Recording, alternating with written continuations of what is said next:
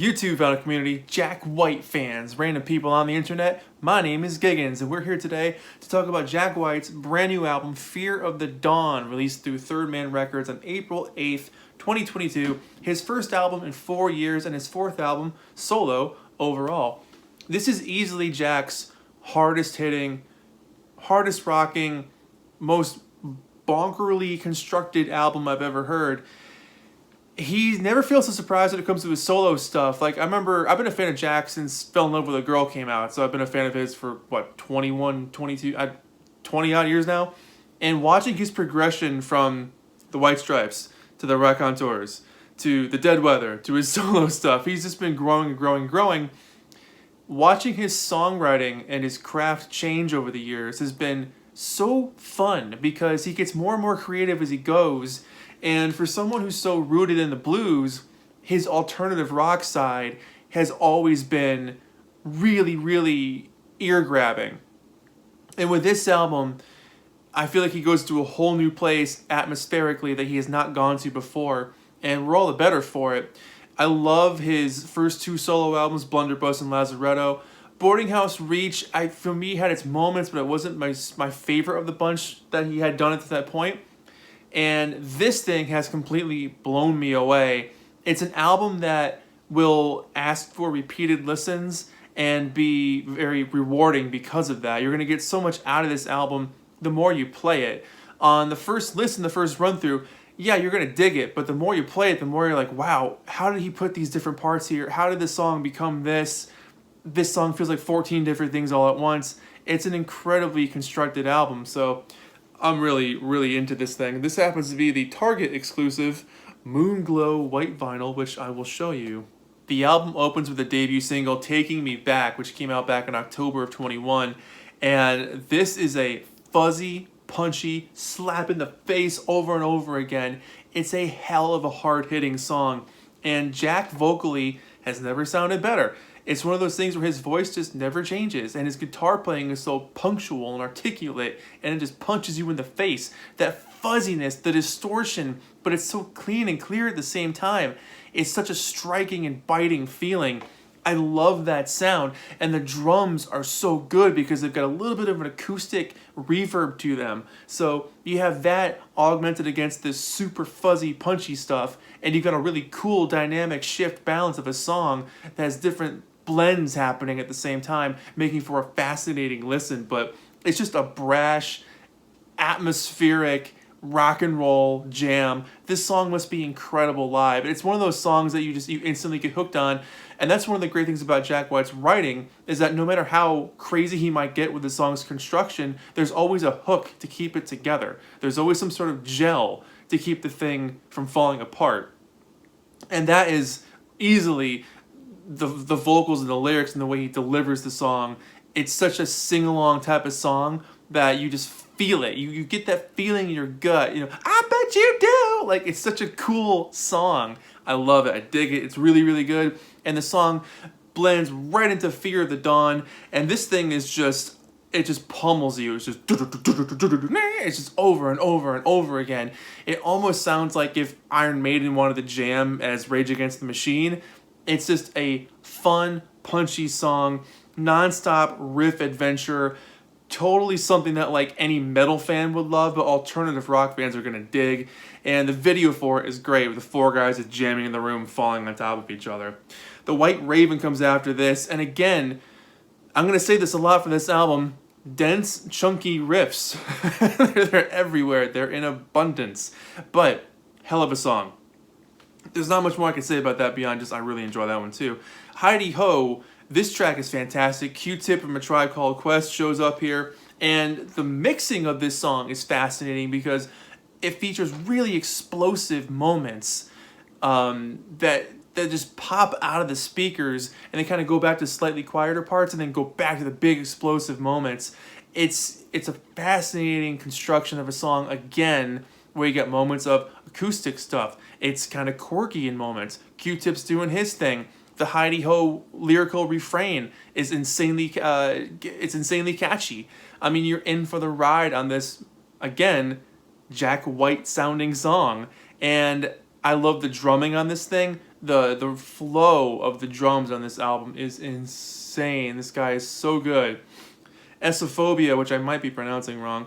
Love the bass riff on this one, the reverb dripping everywhere. It just takes that punchy rock root. I love the vocal and how the guitar complement each other throughout this thing. Really digging that one. And then side one ends with Into the Twilight, and this is a really, really cool song. There's piano accents and splashy cymbals and sound effects and creepy vocal effects, lots of background vocals. It's an album highlight for sure. Vocally, there's moments on here where you're like, who would have thought to write something like that? It almost sounds like something out of a horror movie that you can't stop watching. It feels like a collage. It's almost like Jack wrote a song, wrote several different songs, cut them all up, threw them up in the air and said, all right, get the glue, let's put them together and see what happens. It's got that feeling to it, and man, it's a cool song. Side 2 opens up with a really cute little track called Dusk. Just a pretty little ditty that leads into What's the Trick, his latest single as of this video coming out. And I love the lyrics on this one. It's literally just asking, like, what's the trick to making my love stick? Like, what's it gonna take? What do I do to make this happen here? I love it's one of the more sing-songy songs on the album. Side 2 has more of that. Side 1's got a few, but side 2 definitely has more of that like thing that Jack is known for with writing really good lyrical hooks. And side 2's got a few of those, but the percussive elements on that song are just insane. That was then, this is now. Really fun kind of sing-along song with this one too. Splashy cymbals, those breakdowns and verses are super exciting with all the percussive elements happening against those riffs. Probably the most sing-songy song on the record. I'm going to say that a few times. It's my channel. The Essophobia reprise, or maybe I'm saying all of that wrong. Excellent guitar work. Again, kind of a hypnotic feel in this one. The flashy soloing is very unusual for Jack. He's doing a lot of, I'm going to butcher this word, arpeggiated stuff, where he's like kind of stuff, which I cannot do. It's a very metal move, and it sounds really, really good. Morning, Noon, and Night. Love this one. Probably one of my favorites on the album. A curious little riff that changes up right where it needs to. Good to hear more of that sing-along kind of stuff. Awesome keyboard work on this one.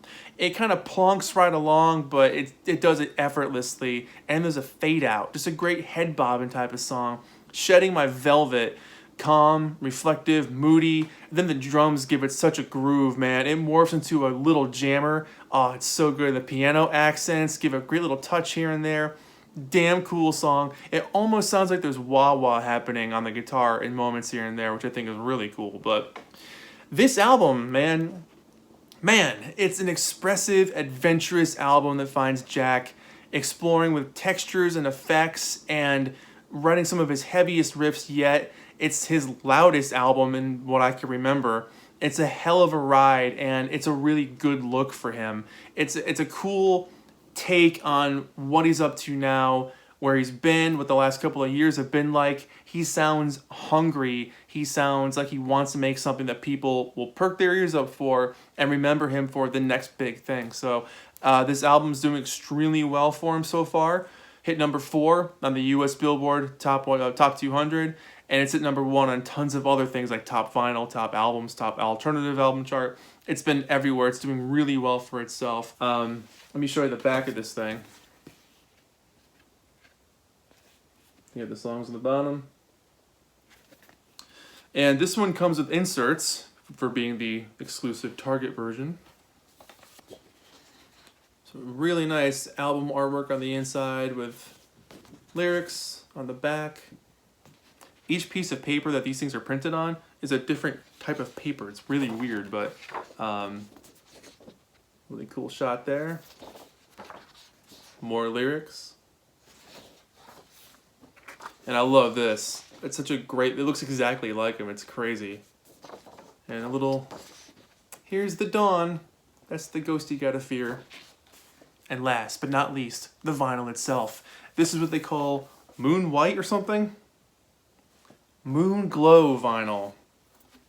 So I'm gonna try to show it off properly because it's kind of a clearish, smoky, cloudy night look that's slightly blue when light is shown to it. It kind of gives it a glow Let me see if I can get it done right. You can kind of see some of the blue hues on there when I do it like that. The ring light's in the way, but they hold up a little closer. It looks exactly like the moon on a cloudy night. It's unbelievable. So there you go. Jack White, Fear of the Dawn. I am loving this album. I've been playing the hell out of it. It's such a fun ride, and there's so much to discover and unpack on this thing that it's an album that is going to take you a while to like fully digest, which is the mark of a good album. I think getting everything out of one shot, there's times and spaces for those albums, of course, but for someone who hasn't put out an album in 4 years, it's nice to have something deep to dig our teeth into. And knowing there's a second one coming out in July, which is more of a folky album, that's going to be a nice compliment to the super heavy riffs of this one. So easily an 8 out of 10 for me on this one. I love it. I think it's a super solid album. Absolute, one of the best things he's done in recent memory. So go ahead and pick this thing up. Jack White, Fear of the Dawn, out now on Third Man Records. My name is Giggens. This has been Jack White, Fear of the Dawn. I'm wearing blue for Jack. Look at that. And yeah, thank you so much for watching. I'll see you guys in the next video. Let me know what you think about this thing in the comments below, and we'll chat about it. But thank you so much again, and we'll see you so soon. Take care of yourselves. Bye-bye.